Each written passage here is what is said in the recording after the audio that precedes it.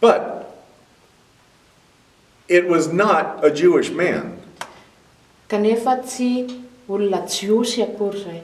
He is described as being a man from Sumer. Izy dia avy any Sumer. A lot of people wonder, did the Genesis story copy the Gilgamesh story?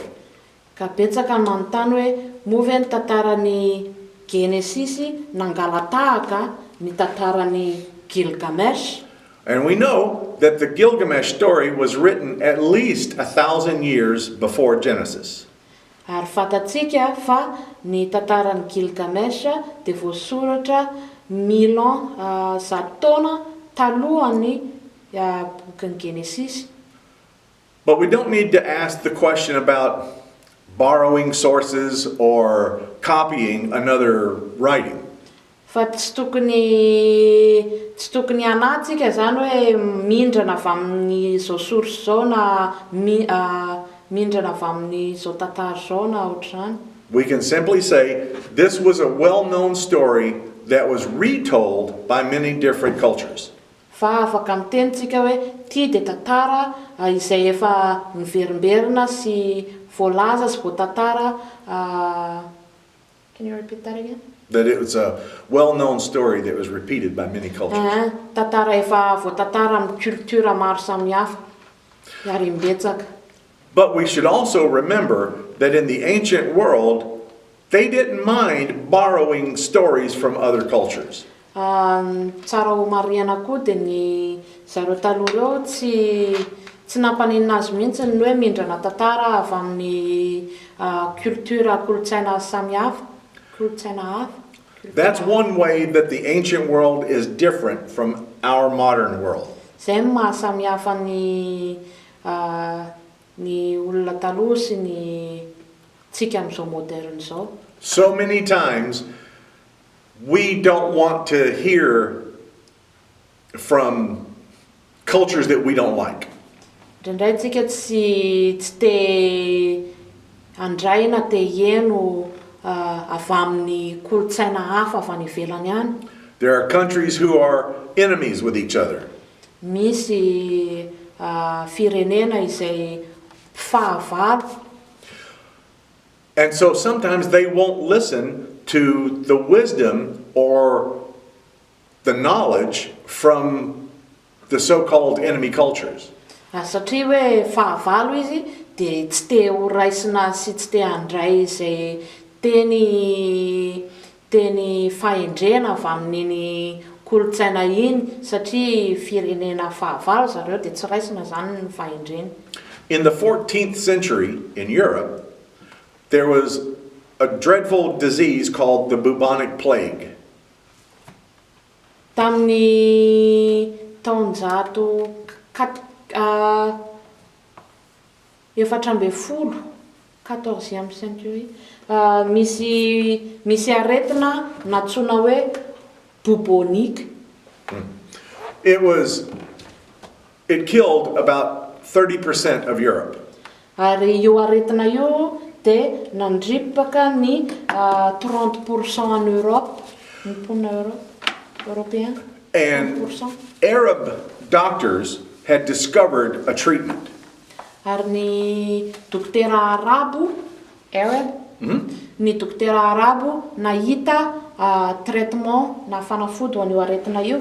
But because they were Muslims, the Christian popes refused to let that be used. Fa satria zareo silamo dia tsy nanaiky ny papa handray an'io fanafody io satria hoe silamo rehetra dia tsy niraisina le fanafody.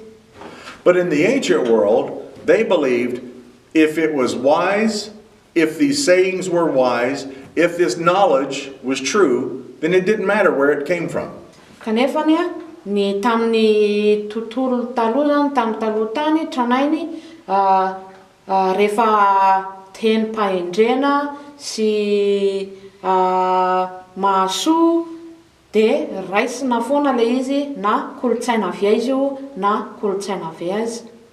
We'll find that also in the book of Psalms. Hitantsika zao zany ao amin'ny bokin'ny Salamo.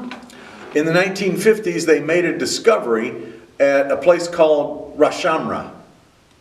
Tamin'ny 1950 zareo nahita découverte izay antsoina hoe Shamra. Ras Shamra. Ras Shamra. Yep. Nisy découverte hita zany tamin'ny 1950 antsoina hoe Ras Shamra. And they found so many clay tablets that were written in the language of Ugaritic. Nahita inona moa zany? Tablet. Clay. Tany ciment, ohatran'ny hoe ciment maromaro be dia be zany zay misy soratra ugaritika tam'le izy. That's a writing, right? That's a language. A language. Yeah. Ugaritika io langue io zany fiteny.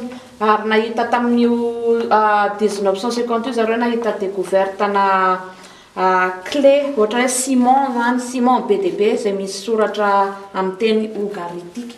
And they discovered that some of our psalms were actually taken from these Ugaritic writings. Ary hitan'zareo fa ny boky sasany amin'ny ireo zay voarakitra amin'ny bokin'ny Salamo ireo dia avy amin'ny io kolotsaina ugaritika io.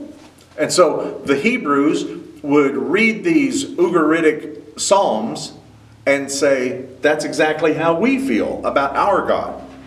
Dia ny ireo Hebreo ireo zany mamaky ny Salamony ugaritika zareo dia tena ohatr'izao mihitsy no zavatra tsapanay momba ny Andriamanitray koa. Dia niraisiny zareo zany ny Salamony ugaritika satria izay ny zavatra tsapany koa hoe momba ny Andriamanitra. And Andriamanitra. in the book of Proverbs, we find great wisdom that was taken from different cultures. Ohabolana koa zao fenitenim-pahendrena avy amin'ny kolotsaina hafa maro samihafa. Right? Okay. So the stories of Noah and the flood were found in many, many places. Ka ny tantaran'ny Noa sy ny safidrano io hita amin'ny toerana maro samihafa. But the different writers had different points of view about the details. Fa ny ireo mpanoratra maro ireo zany samy manana point de vue na fomba fijery amin'ny fomba fitantarana azy. One of the writers thought that it was only 2 by 2 animals. Mpanoratra anankiray zao mieritreritra hoe tsirodrono ny biby niditra tao amin'io fiara samby fiara io. The other one thought that it was 7 by 7 of clean and 2 by 2 of unclean animals. Mpanoratra anankiray hafa indray zao milaza hoe nandeha tsirodrono ny maloto dia fito ny biby madio. But they were copying down stories that they had been hearing for a long, long time. Fa zareo ireo dia nangalatahaka ny tantara izay reny izay efa reny pasy mandritry ny taona maro. And that was called the oral tradition.